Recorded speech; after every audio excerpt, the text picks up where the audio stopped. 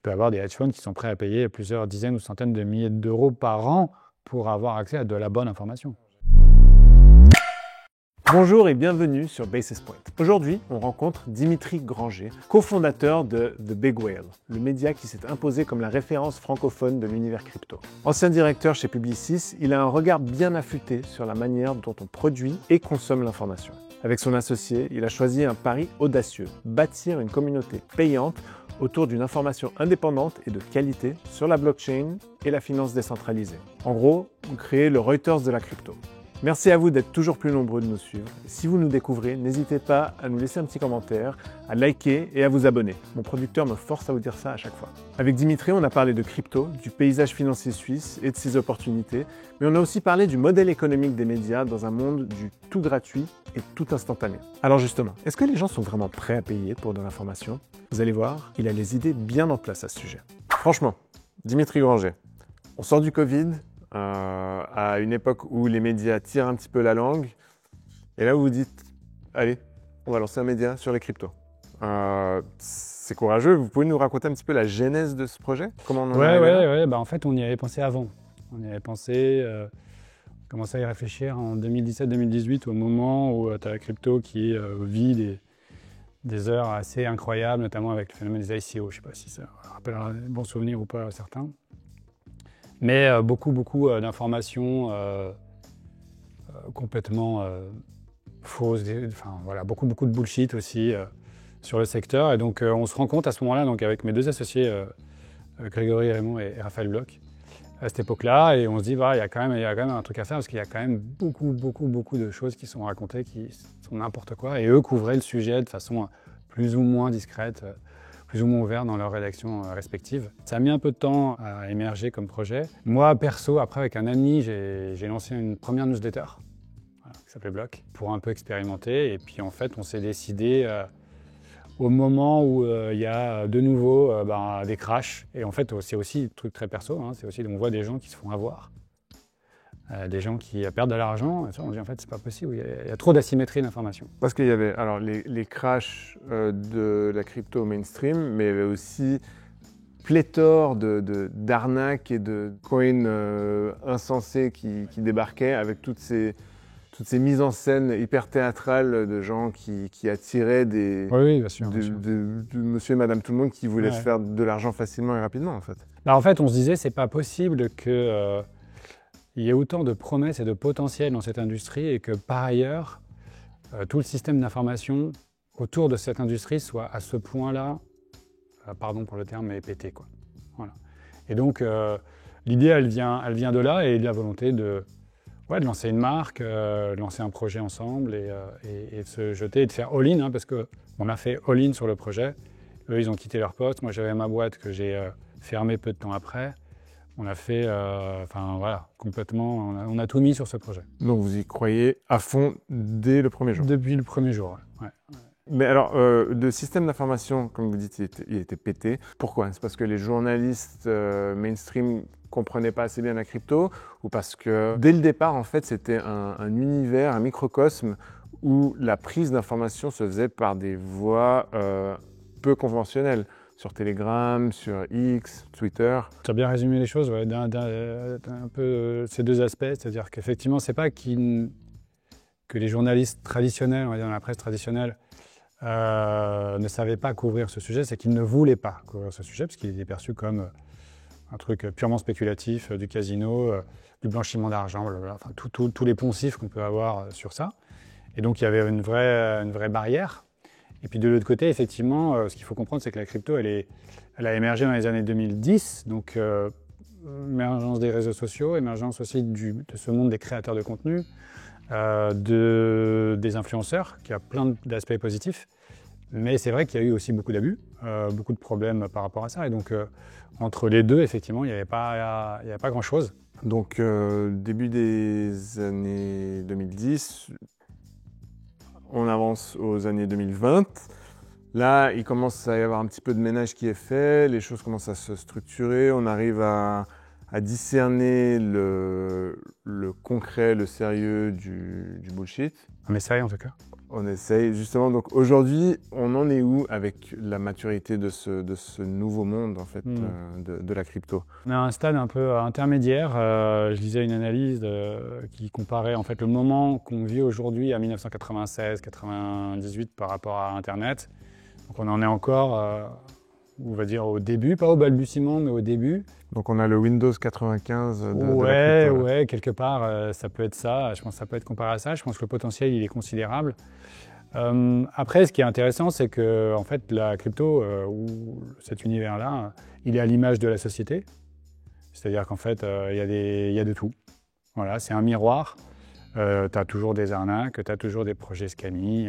Et puis, à côté de ça, tu as des grandes institutions. Ça devient un sujet politique aussi, extrêmement politique. Donc, c'est un peu à l'image de la société. On est à un stade intermédiaire, je dirais. Et au niveau de l'adoption, donc les first movers, ça a été les particuliers. Aujourd'hui, on voit qu'il y a de plus en plus d'institutions qui viennent et qui mettent des billes dans des projets hyper importants dans la crypto. Il y a de la régulation, des infrastructures qui se mettent en place. Est-ce qu'aujourd'hui, c'est considéré de manière consensuelle comme une vraie classe d'actifs, comme un vrai véhicule d'investissement? Alors je pense que le mot consensus, c'est peut-être le mot le plus étranger à l'univers crypto, et je pense que s'il y a bien un truc qui ne fait pas consensus, c'est bien ça. Alors sur la partie retail, aujourd'hui il y a quand même une adoption qui est importante. D'ailleurs en Suisse, moi je suis installé en Suisse depuis maintenant un an, tu peux acquérir des bitcoins en allant à la poste. C'est quand même quelque chose qui est assez... tu peux difficilement faire plus de mainstream en termes d'adoption. Binance, c'est 300 millions de clients dans le monde. Aujourd'hui, sur le marché spot, il y a ce qu'il faut.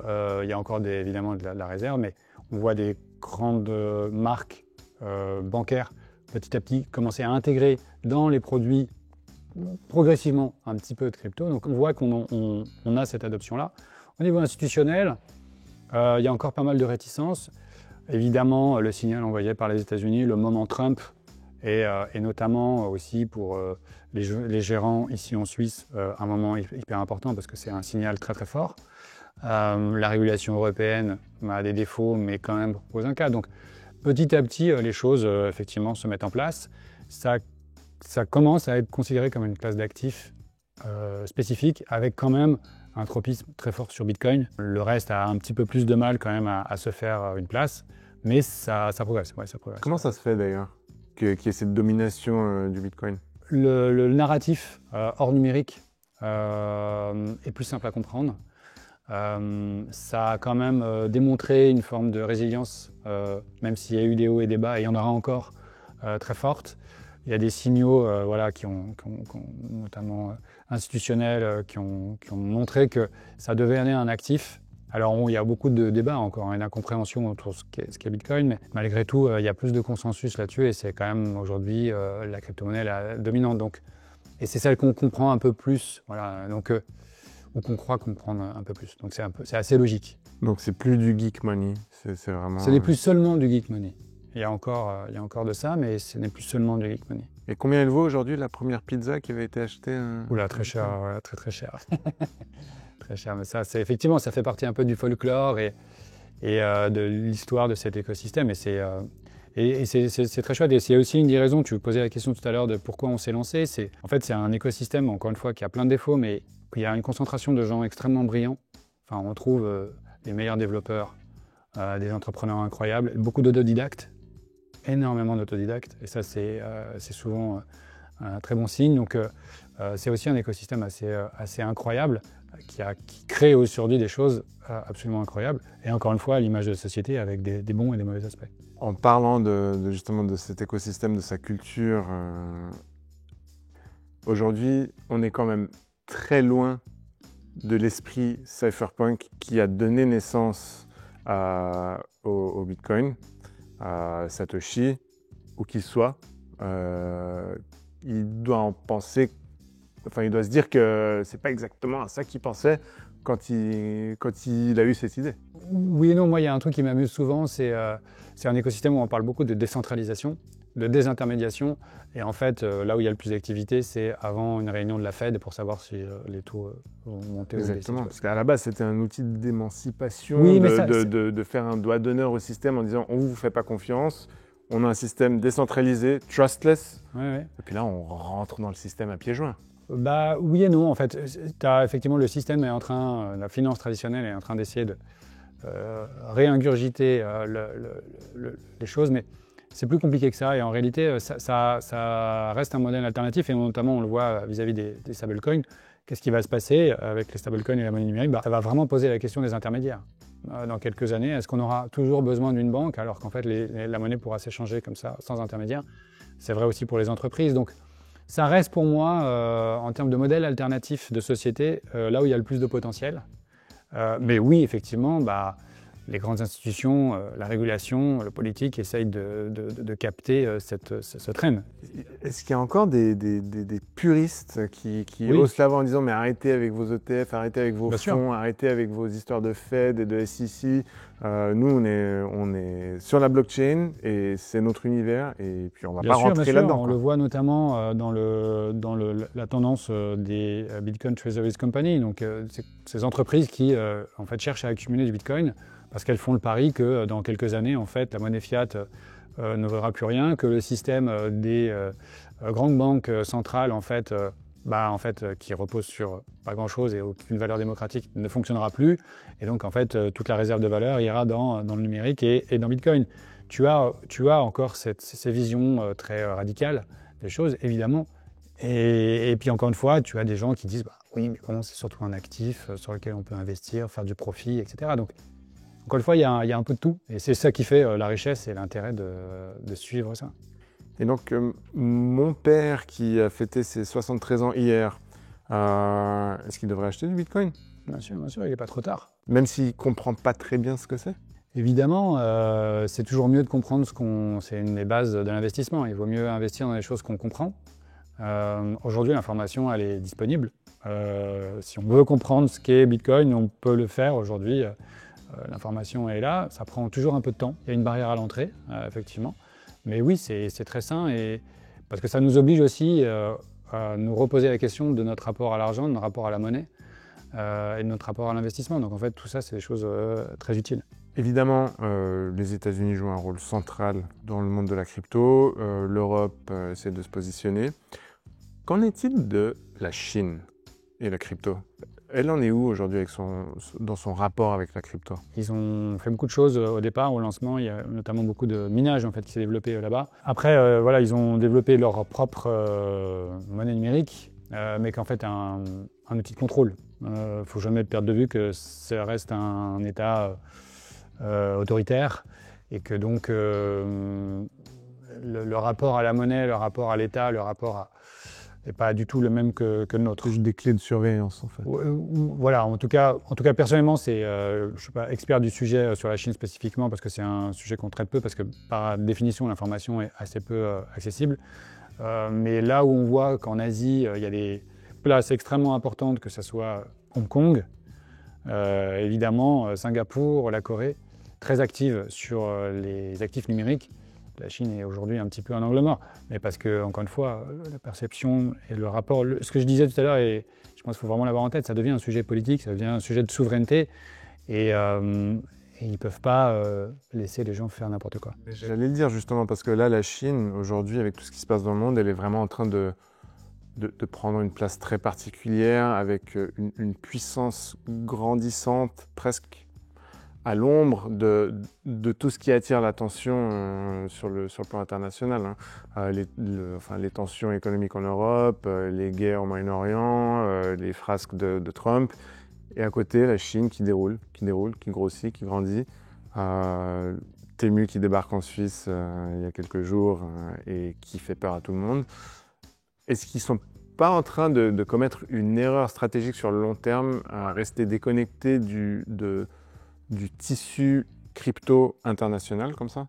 Non, je crois pas. Je pense qu'ils ont leurs propres ressources. Ils ont une stratégie sous-jacente très forte d'accumulation aussi. Donc en fait, je ne crois pas qu'ils soient en dehors de ça. Ils ont bien compris les enjeux en termes stratégiques. Encore une fois, c'est juste qu'il y a une asymétrie d'information hyper forte et qu'on ne sait pas précisément. C'est comme sur les statistiques économiques, quand ils vous disent qu'ils font 3% de croissance ou 5% d'inflation, on ne sait jamais si c'est complètement le cas.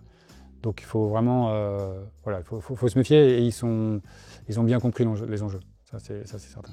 Et la Suisse maintenant, alors la Suisse qui se veut être une crypto nation, super crypto-friendly dans le narratif depuis assez tôt, c'est du marketing ou une réalité? Alors je dirais pas que c'est du marketing. La Suisse est notamment le premier d'entre eux qui est cette logique de décentralisation. Aujourd'hui la Suisse, il y a des Suisses, c'est pas du tout la même chose entre Zug, Lugano, Neuchâtel, voilà, pour citer ce qui se passe à Genève. Donc je pense qu'il y a des atouts en termes de sécurité, de stabilité qui sont très fortes, qui sont très recherchées d'une manière générale par le monde entrepreneurial. Après, voilà, ça reste un petit pays malgré tout en termes de masse critique, qui regarde aussi beaucoup ce qui se fait d'un côté au niveau réglementaire européen et surtout ce qui se passe aux États-Unis. Donc je ne parlerai pas de Crypto Nation à ce stade, je pense que c'est peut-être d'aller un petit peu trop loin, et je pense qu'il y a aussi une très forte différence entre les cantons. Et par ailleurs, le canton de Genève, où on est aujourd'hui, n'est pas celui qui est en pointe, loin de là, loin s'en faut, sur ces sujets-là. Donc ça, c'est des décisions politiques cantonales qui font qu'on avance plus ou moins rapidement dans les dossiers crypto. À Genève, pour parler de ce que je connais le mieux, il y a une vraie communauté, il y a des entrepreneurs et des gens qui sont très forts, mais on ne sent pas de volonté politique. Il n'y a pas de soutien, d'ailleurs, c'est même plutôt l'inverse au niveau politique. Donc là où effectivement il y a eu un soutien beaucoup plus fort de la ville de Neuchâtel, où ils ont pris qui a quand même rétropédalé un petit peu. Un petit peu, oui, un petit peu. Alors il y a encore une fois, il y a aussi, je pense, des choses extérieures à la crypto. Je pense que Crédit Suisse et ce qui s'est passé pour la protection, par rapport à la protection des clients, ça a marqué un peu les esprits. Il y a eu effectivement un peu une sorte de petit coup de frein, on va dire, mais d'une manière générale, d'un point de vue légal, en termes de dynamisme, etc., la Suisse est quand même pour l'écosystème crypto vu comme un endroit extrêmement positif. Ça reste un endroit. Simplement, la taille du marché en lui-même est trop petit pour pouvoir vraiment se dire... Là où moi j'ai l'impression qu'il y a des avancées, c'est plutôt pas dans le public, mais dans le privé, avec les institutions financières traditionnelles à Genève, à Zurich, qui commencent à proposer des services crypto, qui créent des produits d'investissement sur la base des cryptos, que ce soit libellé en dollars ou en bitcoin d'ailleurs. C'est pas plutôt par là qu'on va avancer? Si, sans doute, c'est possible. Après, il y a quand même encore une forme de réticence. En fait, vous avez en gros 20% de gens extrêmement convaincus et très, très actifs. 20% de gens qui de toute façon ne bougeront pas parce que voilà. Et puis il y a encore des banques aujourd'hui, des banques privées qui disent on ne touchera pas parce que nos clients n'ont pas envie d'aller là-dessus, parce que ça reste associé à une très forte volatilité, parce que il y a plein encore de freins. Et puis vous avez quand même une large majorité qui ne cherche qu'à être convaincue, mais encore une fois, il faut que le cadre réglementaire soit clair, le plus clair possible, et avec une logique de risk management très, très, très forte. Donc après, en Suisse, et notamment à Genève, il y a quand même une très forte culture de la gérance et on sait faire. Et de la surveillance. Et exactement, et on sait faire ça, donc j'ai bon espoir que petit à petit, ça puisse se développer, mais il y a encore pas mal de boulot quand même. Parce que là, justement, au niveau de l'asset management crypto, il y a une vraie carte à jouer, parce que si on applique le savoir-faire et la culture de la gestion de fortune suisse à la crypto, là, il y a moyen d'avoir des flux entrants énormes. En fait. Entièrement d'accord, il y a un potentiel de ouf. Parce qu'effectivement, il y a ce savoir-faire qui est propre, notamment à Genève, et qui est très fort. Ouais. Aujourd'hui, Zug reste un petit peu le hotspot en Suisse? Je sais pas, je vais pas me faire que des amis. Alors moi, j'y suis allé qu'une fois, donc je peux pas parler, mais pour moi, Zug, c'est surtout une boîte à lettres géante, quoi. Si je devais choisir, c'est pas là où j'irais m'installer. Si j'étais entrepreneur, je pense que les communautés de Neuchâtel est très, très dynamique quand même. Lausanne, il y a pas mal de choses. Lugano, il y a beaucoup de... Voilà. Donc je dirais pas que Zug est, à mon avis, the place to be. qu'il y a beaucoup de boîtes qu'on leur adresse, ouais. Ok. Revenons un petit peu à The Big Whale maintenant.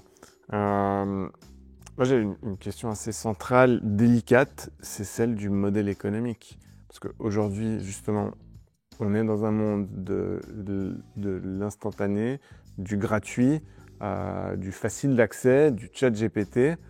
Et vous faites le pari de venir avec un média payant. C'est courageux, c'est naïf, c'est fondé?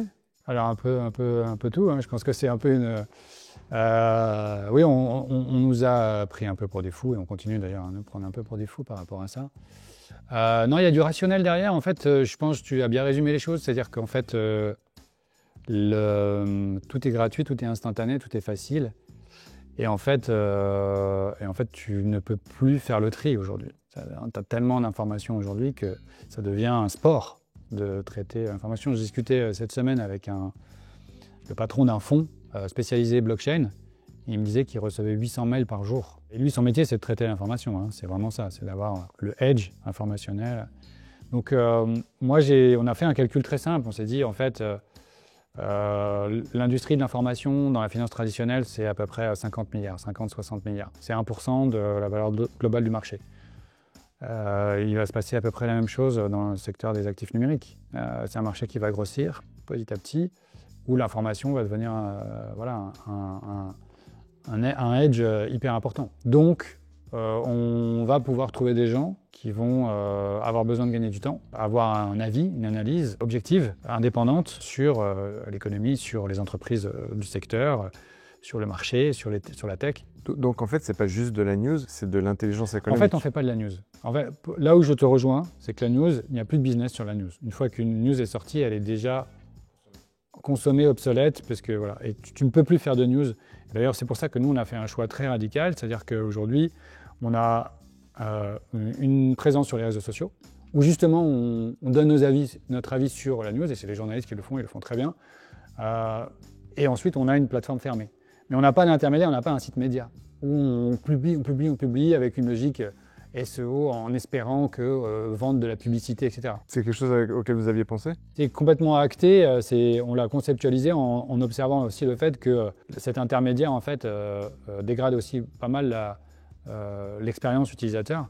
Et aujourd'hui, c'est très compliqué de faire sortir les gens des réseaux sociaux. Donc en fait, soit tu es OK avec juste avoir un peu de news et avoir l'avis d'un tel ou un tel via LinkedIn, via X, et c'est OK avec ça, et tu n'auras pas besoin de plus. Soit tu es un professionnel et tu as envie effectivement d'aller plus loin, de creuser et d'avoir, à ce moment-là, tu deviens un abonné payant.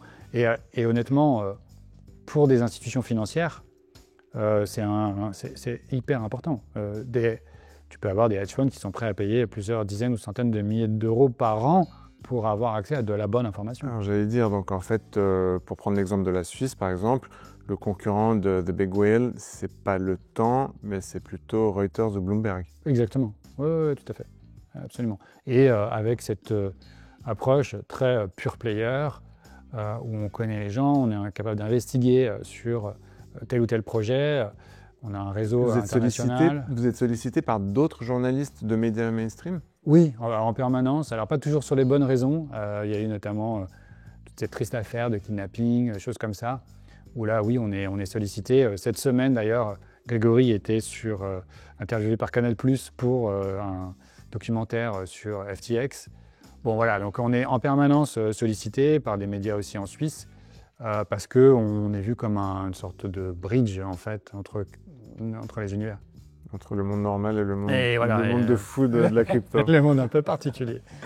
Ok, et en termes de développement commercial, du coup, vous vous adressez à qui paye aujourd'hui pour cette information? Alors, il y a plusieurs personas, on va dire. Ceux qui ont le plus intérêt à nous consommer, c'est vraiment les gérants, les asset managers, qui développent petit à petit une activité en termes d'actifs numériques. D'ailleurs, on voit apparaître de plus en plus sur LinkedIn notamment le terme de Head of Digital Assets ou Lead Digital Asset, Digital Asset Manager. Et en fait, on voit que ce poste-là est en train petit à petit se développer sur LinkedIn. Donc c'est un signal très fort et c'est eux qui achètent notre contenu pour une raison simple, c'est qu'on leur fait gagner beaucoup de temps.